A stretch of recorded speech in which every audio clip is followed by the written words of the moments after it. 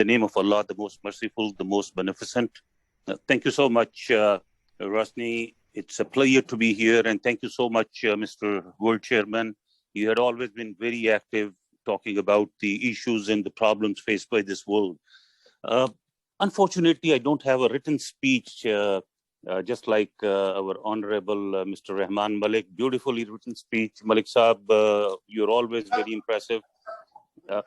But I don't have my Gigi. Next was Action 4. I have not read this speech, Your Excellency. Okay, all right. Your comments. Always. Okay, wonderful. I don't have my written speech because I recently fired my speech writer. I'm sorry to intervene, Excellency Secretary General. I hope that if you will be come on a video so that the people will see your expression too. I would have loved to, but I'm in an environment where I cannot turn on the video. And I apologize this time, and I promise next time I will be in the office and in a better environment where I can not only show my personal expressions, I can also show the beautiful office of International Human Rights Commission in New York as well. And I promise next time. And I would request to give this skip this time. We can see you well, sir. All right, thank you so much. So those of you who know me, they know me that I'm not the speech maker. I am a person of actions. I'm just going to make one single quick comment. International Human Rights Commission is not only hosting these conferences, we are working very hard to bring a resolution in the General Assembly. Malik Saab, your comments were so impressive.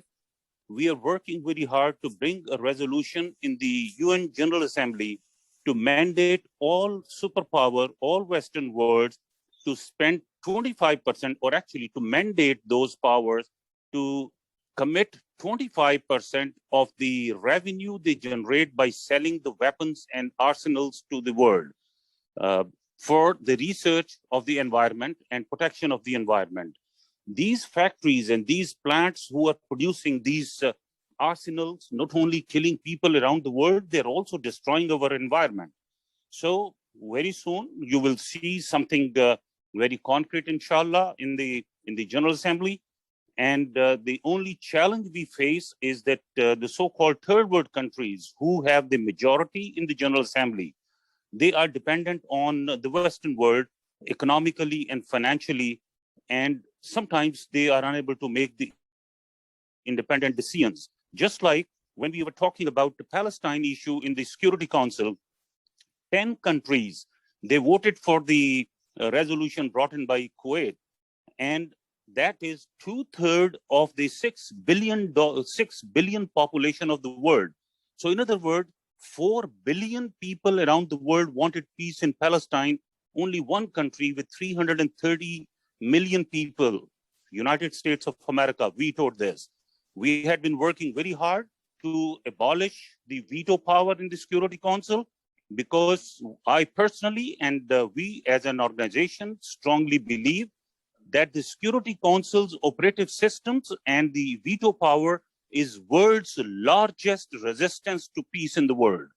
So we will be working very hard to bring in the resolution in the General Assembly for the environment and for the change in the United Nations Security Council operations as well, that once the 2/3 of the world population votes for something, we should not allow one single country to destroy the resolutions or the planning or anything. So thank you so much, Mr. Chairman, and thank you so much, everyone, excellencies, ladies and gentlemen. And I'm so happy to listen to all of you. That's definitely going to help me when I bring in or try to bring in the resolution in the General Assembly. Please pray for us. And International Human Rights Commission will always stand up and fight for the people's right around the world. Thank you so much. Inshallah.